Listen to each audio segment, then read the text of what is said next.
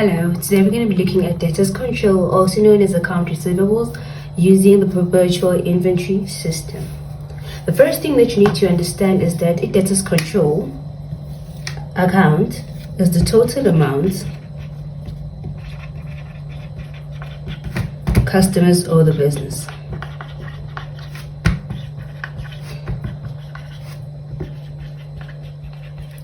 Because we're not gonna put the customers individually, so because we have when I say we, I'm referring to the entity has a lot of customers, and if they start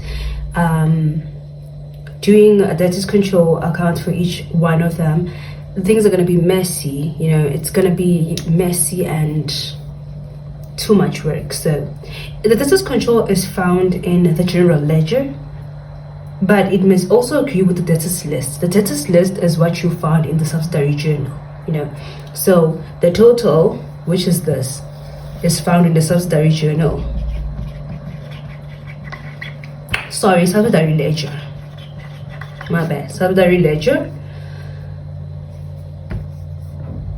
That's where you find the debtors list. The debtors list must be equal to the debtors control total amount that is owed by their business.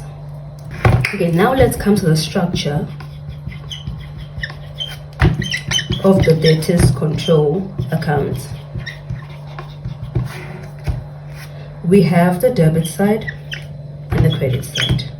What you need to know is that the debtors control increases on the debit side and decreases on the credit side. So things that increase the debtors, are the credit sales, interest charged on overdue accounts. Interest that are charged on overdue accounts are when a customer fails to pay in time. Let's say they are supposed to pay in 30 days and then they fail to pay in 30 days, then the entity decides to add to what they owe. That is an interest that is charged on overdue accounts. We also have dishonored checks, which is something we don't see like that anymore, right? And then on the credit side, we have the cash that we receive for payment. So you're gonna put it as bank, but it's the cash that is received from debtors when they're paying off their debt, right? Discount allowed.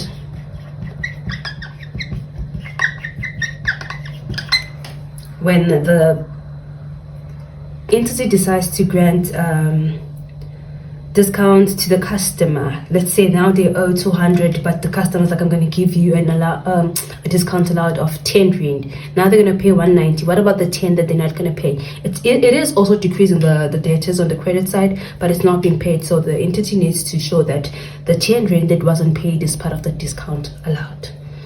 Also, sales returns. That is when the customers are returning damaged goods, they're returning goods that they, everything that they return due to whatever reasons. And then also bad debt written off. It also decreases the debtors control. How does it decrease it? Let's say a customer takes on credit from the entity. Now they don't pay. So bad debt written off is, you know what bad debt is, right? Bad debt is money that the customer owes the entity, but they will never pay it. So when it is being written off, it means that it is removed from the books of the company. The company is not going to get the money anymore. So why do they write it off? The records of the company, they currently show that the money is owed to the entity, but in reality, the entity is not gonna receive it. So what they must do now is they must remove it and they must show it as a loss. They must show it as a loss by decreasing the debt on the credit side because they had increased it. Let's say now they had written that there's a credit sales amounting to 200 rand. Then the customer doesn't pay. Under bad debt, they need to show that yes, the sales, the credit sales wasn't paid for, but it is a loss. So now they put it under bad debt written off to show that yes, it wasn't paid, but it is something that is written off so that the entity doesn't expect payment from the customer anymore because it has been written off, to show that the entity no longer expects payment from the company. Right.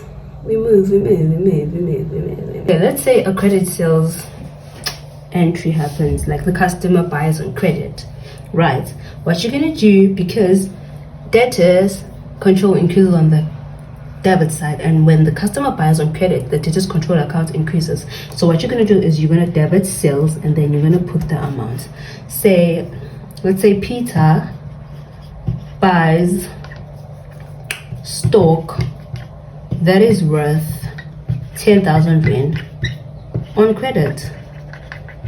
So you're gonna like have this entry on the debit side of your debtors control.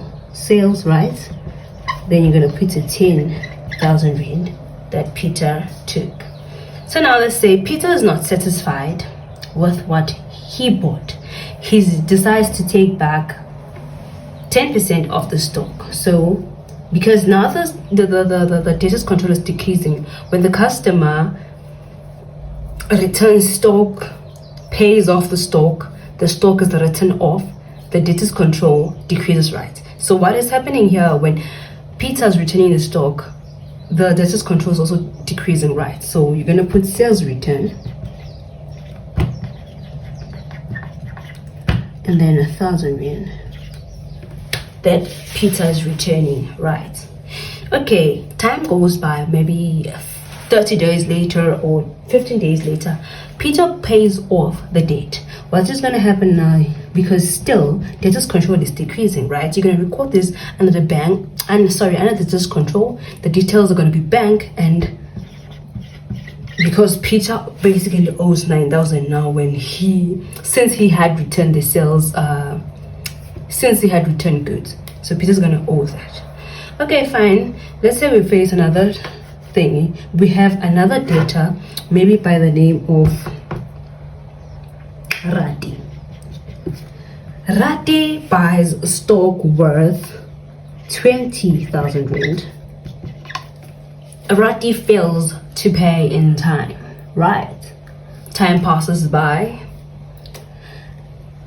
and then the entity decides to write off Rati's debt. What is going to happen now? Rati's debt is going to be written off under bad debt written off,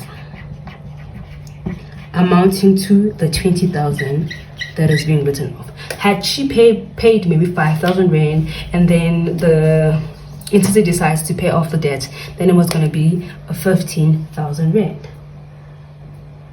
Also move on.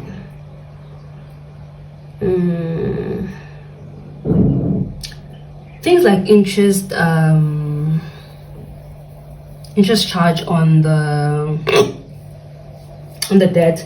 If since Orati failed to pay off, and then they add maybe 1,000 to her debt, so there was going to be interest charge on that, right? Which is going to be 1,000 rand, because the debt is now increasing. That's just how it is. Perpetual inventory system, periodic inventory system, it's all like this.